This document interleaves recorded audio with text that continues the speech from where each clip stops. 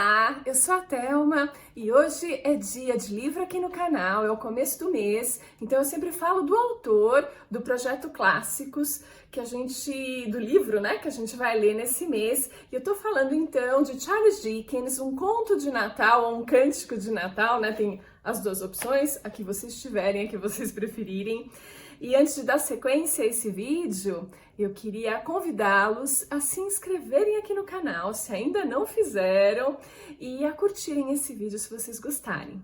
Então é isso, gente. Charles Dickens, que eu tive contato pela primeira vez num curso de inglês, onde eu li o livro The Haunted House, numa forma simplificada, vocabulário controlado, mas que me trouxe uma alegria imensa. Uma porque a história era muito legal, adorei, e porque eu consegui ler. Eu estava no começo e de repente eu conseguia ler Charles Dickens, eu fiquei assim felicíssima e foi uma história muito divertida, enfim. Então é desse autor que eu vou falar um pouquinho aqui para vocês. O que eu consegui descobrir dele, né? Que nasceu na era vitoriana, 1812, de uma família de classe média-baixa, né? Remediados. O pai trabalhava com algo ligado à marinha, o que fez com que a família viajasse bastante. Então, o Charles Dickens, conheceu vários lugares da Inglaterra. E algo que vai marcar muito a vida dele e a obra aconteceu quando ele tinha lá seus 10, 12 anos. De repente, o pai, que começou a ter o seu padrão de vida aí reduzido, né, acaba contraindo dívidas e é preso. E para pagar essas dívidas, a família vende uma série de coisas, dentre elas a coleção de livros do Charles Dickens, né? Ele, que foi uma criança que estudou assim com a ajuda da mãe, que lia demais, era um ávido leitor e que teve a possibilidade de frequentar uma escola particular por uns 3 anos. De repente, vê tudo isso desmoronar e mais. Ele teve que ir trabalhar numa fábrica de graxa, de sapatos que tinha ali de um amigo da família. E ele conhece aí, então, o trabalho infantil, né, aos 12 anos de idade, numa Inglaterra de revolução industrial, né, e que tem esses antagonismos, né, essas diferenças sociais, né, um alto desenvolvimento, mas um alto preço que a população aí que não acompanha esse crescimento, né, que sofre com isso, nessas desigualdades. Então ele vai sentir na própria pele. Ele não conta isso para as pessoas. Ele vai só contar essa história da fábrica de graxa para a esposa dele, para o amigo mais próximo que vai se tornar biógrafo dele. Só que os seus personagens têm essa temática com frequência. E essa desigualdade social vai permear a obra dele como um todo, durante toda a vida dele, com uma crítica a essa sociedade vitoriana. Enfim, esse é o Charles Dickens que a gente vai conhecer. Bom, ele sai dessa situação difícil, o pai recebe uma herança e consegue sair da cadeia, enfim. Antes dos seus 20 anos, ele vai trabalhar no escritório de advocacia, mas depois vai para o jornalismo, onde ele se acha. Começa a escrever reportagens e começa a escrever ficção. Ele começa a escrever as aventuras do Sr. Pickwick, eu acho que é esse o nome. Na época, o normal era sair em fascículos. As pessoas não compravam um livro, né? Elas iam comprando esses fascículos, que começou a ter uma tiragem de 400 unidades. E isso já era bem interessante, até que ele, que era ávido leitor, né, naquela infância, que adorava Cervantes, ele coloca um personagem na história que tem as características, né, nos moldes do Sancho Panza, servindo aí a Dom Quixote. E de 400 exemplares, ele pula para 400.000 exemplares. Então, ele é um sucesso de vendas.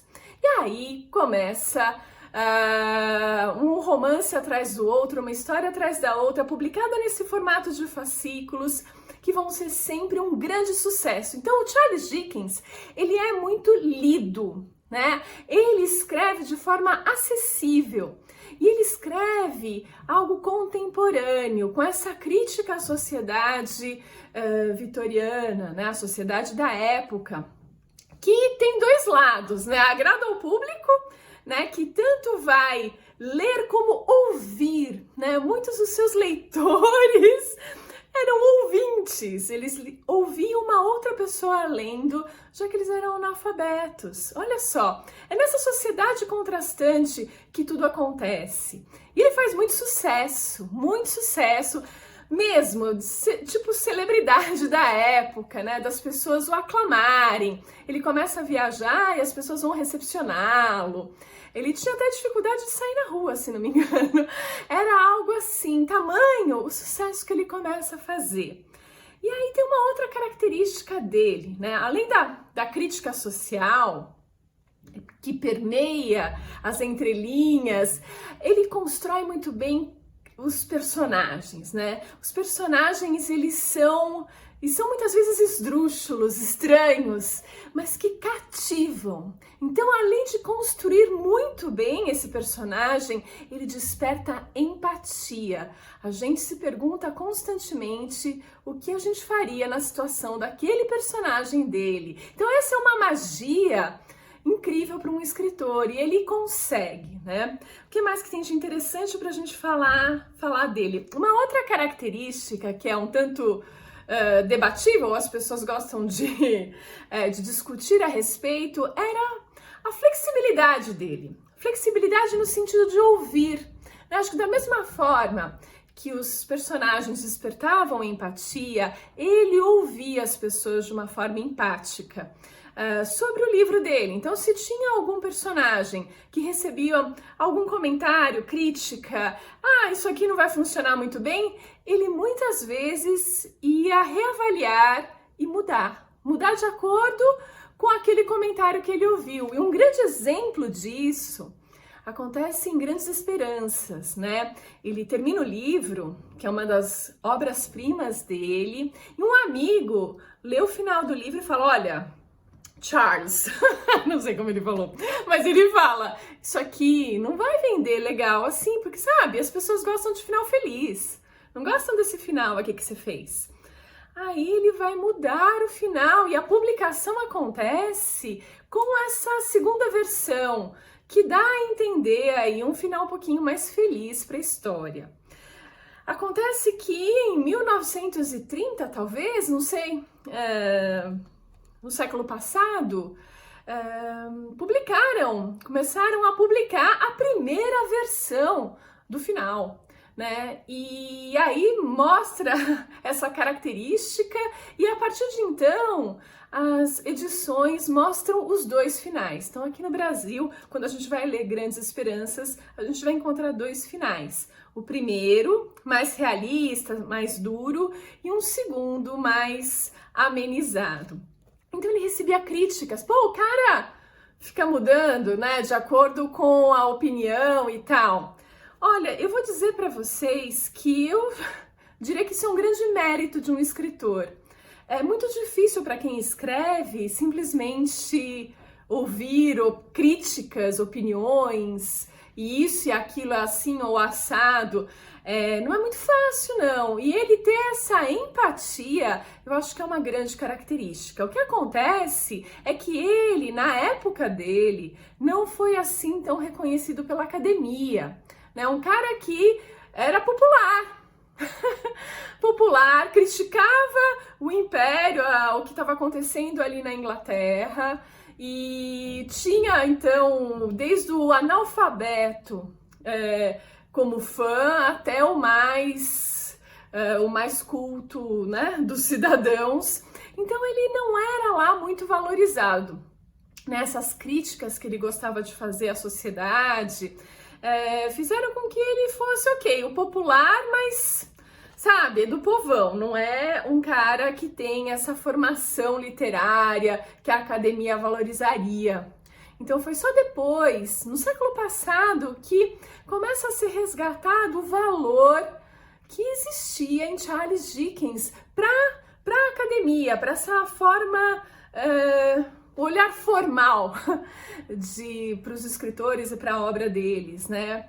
Mas enfim, não importa muito, né? Se ele é ou não, foi ou não. O grande fato é que ele escreveu inúmeros livros incríveis, criou personagens que nos encantam, que foram aí transformados em filmes de todas as formas que vocês podem imaginar. Enfim, especialmente esse que a gente vai ler, né? Um Conto de Natal.